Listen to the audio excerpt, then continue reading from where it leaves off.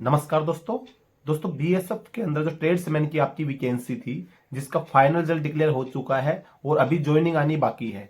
जिन बच्चों ने अच्छी मेहनत करी थी अपने रिटर्न एग्जाम में, फिजिकल में, मेडिकल में, ट्रेड टेस्ट में, यानी कि हर क्षेत्र में जिनकी मेहनत अच्छी थी उनका जो सिलेक्शन इसके अंदर हो चुका है।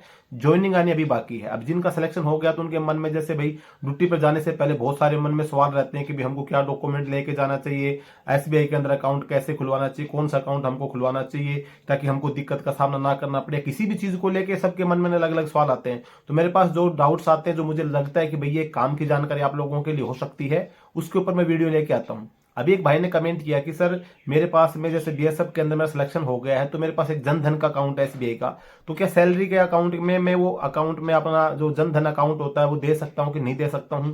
इसके अलावा आपको जैसे एसबीआई के अंदर आपने अकाउंट नहीं खोला या खुलवाया, कौन सा अकाउंट आपको खुलवाना चाहिए, कौन सा अगर खुलवा रखा तो आपका अकाउंट काम करेगा नहीं करेगा, किन किन गलतियों का आपको सामना नहीं करना पड़ेगा। क्योंकि देखो अकाउंट कई प्रकार के होते हैं और आपके मन में तो ये रहेगा भी मेरे पास तो एसबीआई का अकाउंट है और आप चले जाते हैं, आप अपने सैलरी में उसको अकाउंट को दे देते हैं, लेकिन बाद में दिक्कतों का सामना करना पड़ता है, आपकी सैलरी होल्ड हो जाती है, फिर आपको अकाउंट चेंज करना बड़ी समस्या होती है। जो चीजें आपकी स्टार्टिंग में हो जाएंगी, आपका जैसे सर्विस रिकॉर्ड जब बनता है, आपका सैलरी अकाउंट है, आपका आधार कार्ड, पैन कार्ड, आपकी खुद का नाम नंबर, आपकी फैमिली के जैसे फादर मदर का सरनेम, नाम, आपका नाम सरनेम, जो चीजें स्टार्टिंग में हो जाती हैं फिर वो आपको जैसे चेंज करवाने के लिए बड़ी समस्या, आपको बार बार एप्लीकेशन देनी पड़ती है, बार बार कई दिक्कत का सामना करना पड़ता है। तो आपको ये सभी चीजें जो होती है स्टार्टिंग में जैसे आप भर्ती होते तो उस टाइम पे अपने जब ठीक प्रकार से सभी डिटेल आप कर लेंगे तो आपको फ्यूचर में दिक्कत का सामना नहीं करना पड़ेगा। तो इसी टॉपिक पे बात करेंगे आज। अकाउंट को लेकर आपका जो डाउट होगा मन में बिल्कुल क्लियर हो जाएगा। चैनल पे पहली बार सब्सक्राइब जरूर कर लेना, वीडियो को लाइक नहीं करते लाइक जरूर कर लेना। तो दोस्तों एसबीआई का जैसे सबसे मेन तो जैसे अभी सेंट्रल आर्मड पुलिस फोर्स के अंदर क्या है कि पहले क्या होता था कि भाई सिर्फ एसबीआई के अंदर ही आप अपना अकाउंट रख सकते थे। अभी क्या है वर्तमान के अंदर आप किसी भी बैंक में अपना अकाउंट आप रख सकते हैं, लेकिन मेन क्या है कि जैसे आप रख तो सकते हैं भाई किसी भी अकाउंट के अंदर, लेकिन मैक्सिमम 99 पॉइंट जहां तक 9% 99.99% जवानों के पास में एसबीआई का अकाउंट होता है। इसके पीछे रीजन क्या होता है, देखो एक तो एसबीआई के अंदर से जैसे भाई सबसे ज्यादा अकाउंट होता है तो जैसे अकाउंट होते हैं फोर्स मेंबर के, उनको जो फैसिलिटीज दी जाती है उनके ऊपर ज्यादा फोकस किया जाता है।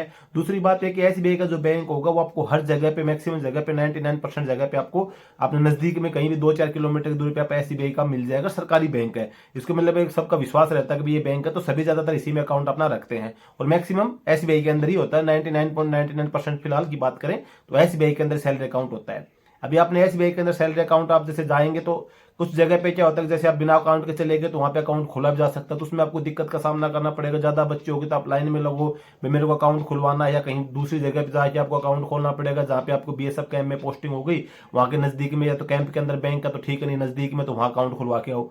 इससे बेटर है कि आपने अगर अकाउंट खुलवा रखा है, आजकल मैक्सिमम जवानों के मतलब जो बच्चे होते हैं जो एजुकेशन अपना ले लेते हैं उसी टाइम पे अपना अकाउंट वगैरह ओपन करके रखते हैं, जैसे कुछ को स्कॉलरशिप वगैरह मिलती है किसी और चीज के लिए अकाउंट खोल के रखते हैं। तो हो सकता है कि आपने भी अपना अकाउंट खोल रखा होगा। तो अपने अकाउंट के अंदर देखो जैसे जनधन की बात हम करें, अभी जनधन एक अलग अकाउंट हो गया, सेविंग जो अकाउंट होता है वो अलग अकाउंट होता है, लेकिन जब आप बीएसएफ के अंदर जब भर्ती हो जाएंगे तो आपका जो अकाउंट होगा वो सीएपीएसपी अकाउंट होगा, यानी कि central armed police salary package जिसको बोला जाता है, जिसके जो फीचर्स है, जो बेनिफिट्स है, बेहतरीन बेनिफिट्स है। इसके बेनिफिट्स के ऊपर मैंने ऑलरेडी एक वीडियो बनाया है, मेरा एक दूसरा चैनल है फाइनेंस एंड बैंकिंग ज्ञान से, उसको जो लिंक है मैं उस वीडियो का आपको डिस्क्रिप्शन में डाल दूंगा, उस वीडियो को आप देख सकते हैं। उसके जो फीचर्स होते हैं सीएपीएसपी अकाउंट के, ये आपको देखो जीरो बैलेंस के ऊपर आपका अकाउंट रहेगा, आपको कोई जो बैलेंस है वो कोई आपको किसी प्रकार का जो मंथली आपको डाल के नहीं रखना कि भी आपको मिनिमम अपने अकाउंट में इतना बैलेंस रखना ही है। एटीएम के आप अनलिमिटेड ट्रांजैक्शन कर सकते हैं, आपको किसी प्रकार का कोई चार्ज नहीं लगता है। आपका एसएमएस शुल्क का, आपको एटीएम शुल्क का किसी प्रकार का कोई इसके अंदर चार्ज नहीं लगता है। इसके अलावा और भी आपको जैसे फ्री इंश्योरेंस मिल जाता है, लाइफ का आपके एयर एक्सीडेंट में दुर्घटना हो जाए, वैसे एक्सीडेंट में भी दुर्घटना हो जाए, इन सभी को बहुत सारे बेनिफिट्स इस अकाउंट के अंदर मिलते हैं। लेकिन अगर आपका जनधन अकाउंट है मान के चलो और आप उसके अंदर सैलरी अकाउंट में जनधन अकाउंट दे देते हैं, तो पहले अपना ये कंफर्म कर ले आप अपनी ब्रांच से कि भाई मेरा जनधन अकाउंट है ये सीएपीएस पे अकाउंट में कन्वर्ट हो सकता है कि नहीं हो सकता है। भाई आपका स्टार्टिंग में तो आप जाएंगे तो आप जनधन अकाउंट दे दिए, लेकिन बाद में आपको सीएपीएस पे अकाउंट में जब आप कन्वर्ट करेंगे तभी आपको जो बेनिफिट्स लागू होते वो मिलेंगे, नहीं तो आपको जो बेनिफिट्स एक सीएपीएस पे अकाउंट के जो जवानों को जो बेनिफिट्स मिलते हैं वो बेनिफिट्स आपको नहीं मिलेंगे अगर आपके पास में ये वाला अकाउंट होता है। सेविंग अकाउंट एक नॉर्मल अकाउंट होता है, वो इजीली आपका कन्वर्ट हो जाता है। जब आप छुट्टी आते हैं तो आने के बाद आप अपना सर्विस सर्टिफिकेट या अपना आई कार्ड वगैरह दिखाते हैं तो आपका सीएपीएस पे अकाउंट में कन्वर्ट हो जाता है। वैसे कुछ ब्रांच ब्रांच ऐसी भी होती है, जैसे आपका ज्वाइनिंग लेटर आएगा, आपने अकाउंट नहीं खुलवाया, जैसे ज्वाइनिंग आने के बाद आप अकाउंट खोलने जाते हैं तो उसको देख के भी आपका, या फिर आपने खुलवा रखा है ऑलरेडी सेविंग अकाउंट, तो आप अपने ज्वाइनिंग लेटर दिखाने के बाद भी आपका कन्वर्ट कर देते हैं सीएपीएसपी अकाउंट में। अगर उस टाइम पे नहीं भी करते हैं सीएपीएसपी अकाउंट में, जैसे आपने आज अकाउंट खोल लिया, उसके बाद जब आपकी ज्वाइनिंग आ जाती है तो आप अपने ब्रांच मैनेजर से संपर्क कर सकते हैं कि भाई इसके ब्याह पे मेरा जो अकाउंट है सीएपीएसपी अकाउंट में कन्वर्ट हो सकता है कि नहीं हो सकता है। अगर वो नहीं होता है तो जब आप ड्यूटी ज्वाइन कर लेंगे, ड्यूटी ज्वाइन करने के बाद एक फॉर्म आप भर के आप अपने जो नजदीक नेक्स्ट ब्रांच हो, जो आपकी होम ब्रांच, उसके अंदर आप जमा कर देंगे तो आपका जो अकाउंट होगा सीएपीएसपी में कन्वर्ट हो जाएगा।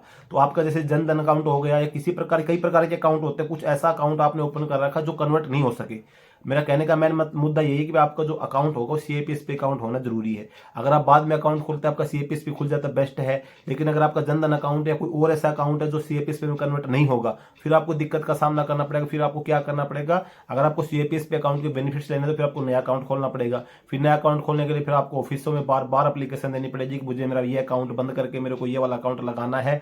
फिर बाद में आपको सर्विस के दौरान दिक्कतें सामना करना पड़ेगा। इजीली बैंक अकाउंट चेंज नहीं होता है, क्योंकि बैंक अकाउंट चेंज करने के लिए सबसे मैंने प्रॉब्लम क्या होती है कि जैसे कुछ, जैसे भाई आपका बैंक से आपको पूरी आपको एनओसी वगैरह लेनी पड़ेगी, भाई मेरे पास किसी प्रकार का भाई कोई मेरा लोन फोन कोई पेंडिंग तो नहीं, क्योंकि आपको क्लियरेंस लेना पड़ेगा तभी आपका चेंज होता है। उसमें थोड़ी प्रॉब्लम्स का आपको सामना करना पड़ सकता है। तो इससे बेस्ट यही है, या तो अपना जैसे आप सेविंग अकाउंट ऐसा खोलें, बैंक मैनेजर से बात करें भाई जब मैं इसको अगर कन्वर्ट करना चाहूँ मेरा सीएपीएसपी अकाउंट में तो हो सकता है कि नहीं, या फिर ऑलरेडी आपने अकाउंट खोल रखा है तो आप उसके संबंध में जाकर ब्रांच मैनेजर से संपर्क कर सकते हैं कि भाई मेरा ये अकाउंट है सीएपीएसपी अकाउंट में कन्वर्ट हो सकता है कि नहीं हो सकता। अगर आपका जनधन अकाउंट है, सीएपीएसपी अकाउंट में अगर मना करता है कि आपका कन्वर्ट नहीं होगा, तो फिर आप वो नंबर अकाउंट नंबर ना देके दूसरा अपना अकाउंट ओपन करें और वो आप फिर अपने उसके अंदर सैलरी पे दें।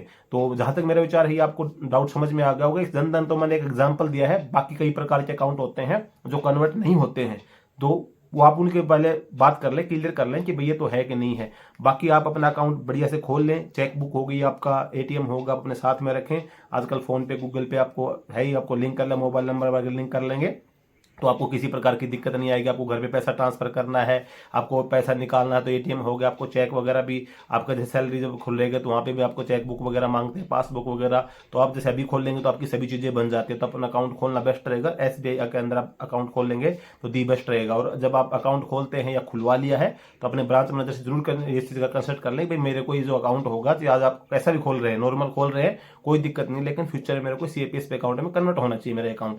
कोई ऐसा अकाउंट ना खोलते फिर मेरे को ज्वाइंट भी करना इस अकाउंट को, फ्यूचर में आपको ज्वाइंट भी करना पड़ेगा। जैसे आपकी शादी हो जाएगी तो आपको अपनी पत्नी के साथ ज्वाइंट करना है, शादी अभी नहीं हुई है तो आपको मदर के साथ ज्वाइंट करना है, तो ज्वाइंट अकाउंट भी आपको कंपलसरी रहता है। फोर्स के अंदर सीएपीएसपी अकाउंट भी आपका कंपलसरी रहता है। तो इन सभी के लिए आपको बैंक से संपर्क करना पड़ेगा।